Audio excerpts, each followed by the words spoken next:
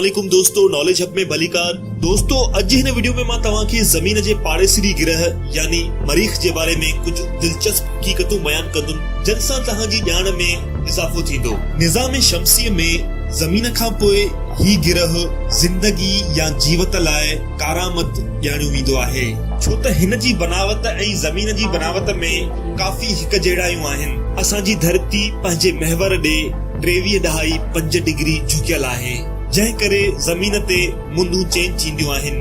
इन करे मार्स बि पंहिंजे महवर ते ज़मीन वांगुरु ई 25 डिग्री झुकियल आहे, जंहिं करे हिते बि पूरो साल मौसमूं चेंज थींदियूं रहंदियूं आहिनि। मार्स जो डायमीटर 6790 किलोमीटर आहे, जॾहिं त धरतीअ जो डायमीटर 12700 किलोमीटर आहे। इन हिसाब सां मार्स ज़मीन जे अध खां थोड़ो घणो आहे। भले मार्स ऐं ज़मीन जे विच में केतिरियूं ई हिक जहिड़ायूं आहिनि, पर पोइ बि असां बग़ैर कंहिं हिफ़ाज़ती लिबास जे हिते हिकु सेकंड बि ज़िंदा नथा रही सघूं। हिते ऑक्सीजन गैस त आहे, पर 0.02% खां बि घटि, जॾहिं त हिन जे वायुमंडल में कार्बन डाइऑक्साइड गैस 96% आहे। धरतीअ ते मौजूद 21% ऑक्सीजन असांजे जीअण लाइ काफ़ी आहे। साइंसदान अहिड़ा बैक्टीरिया ठाहिण जी कोशिश में रुधल आहिनि जेके मार्स ग्रह ते मौजूद कार्बन डाइऑक्साइड खे ऑक्सीजन में तब्दील कनि, त जीअं इंसान उते रही सघे। मार्स ग्रह पंहिंजो हिकु चक्कर 24 कलाक 40 मिनटनि में पूरो कंदो आहे। मार्स ग्रह जो साल ज़मीन जे साल जे लिहाज़ खां लॻभॻि ॿीणो हूंदो आहे। मार्स ते हिकु साल 687 ॾींहंनि में पूरो थींदो आहे।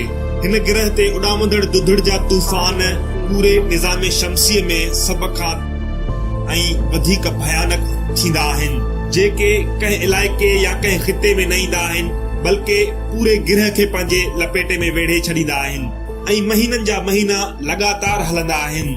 निज़ाम शमसीअ जे हर ग्रह जे मुक़ाबले में सभ खां वॾो पहाड़ मार्स ग्रह ते आहे। हिन पहाड़ जो नालो आहे निक्स ओलंपिया। हे 21 किलोमीटर डिघो ऐं 600 किलोमीटर वेकरो पहाड़ आहे, जॾहिं त धरतीअ जी सभ खां ऊंची चोटी माउंट एवरेस्ट सिर्फ़ 8850 मीटर ई ऊंची आहे। मार्स खां ज़मीन जी दूरी लॻभॻि 22 करोड़ 50 लख किलोमीटर आहे। ज़मीन तां मोकिलियल सैटेलाइट्स खे 1,07,000 किलोमीटर फी कलाक जी रफ़्तार सां वेंदे 10 महीननि जो टाइम लॻी वेंदो आहे मार्स ताईं पहुचण में।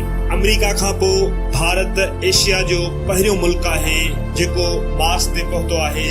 मार्स जी सिज खां दूरी 22 करोड़ 80 लख किलोमीटर आहे।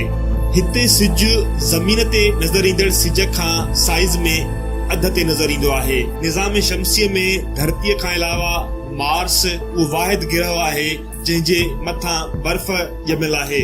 मार्स जा 2 चंड आहिनि, जंहिंजो नालो आहे फोबोस ऐं डीमोस, जेके साइज़ में तमामु नंढा आहिनि, जंहिंमें हिकु सिर्फ़ 22 किलोमीटर डिघो आहे ऐं ॿियो चंड सिर्फ़ 13 किलोमीटर डिघो आहे। मार्स जो चंड डीमोस एतिरो नंढड़ो आहे साइज़ में, जो राति जो आसमान में ईअं नज़र ईंदो आहे जीअं असांखे राति जो सितारा नज़र ईंदा आहिनि, बिल्कुलु नंढड़ो। नासा जो चवणु आहे त मुस्तक़बिल में मार्स जी सैटर्न वांगुरु ॿाहिरां रिंग ठही वेंदी। इन जो कारण हूंदो हिन जो चंड फोबोस, जेको लगातार पंहिंजे ग्रह ॾे वधी रहियो आहे, जेको 2 खां 3 खां 4000 साल में हिन सां ज़रूर टकराईंदो ऐं जंहिंजी जेका धूड़ थींदी उहा हिन जे ॿाहिरां हिकु वॾी रिंग या हिकिड़ो वॾो गोल दायरो ठाहींदी। त दोस्तों, इहे हुया मार्स जे बारे में कुछ अमेजिंग फैक्ट्स। मां मार्स ते अञा ॿिया बि वीडियो ठाहींदुसि मुस्तक़बिल में, पर इन खां पहिरियों तव्हां मूंखे ॿुधायो त ही वीडियो तव्हांखे कीअं लॻो ऐं हिन वीडियो ॾिसण लाइ तव्हांजी वॾी महिरबानी।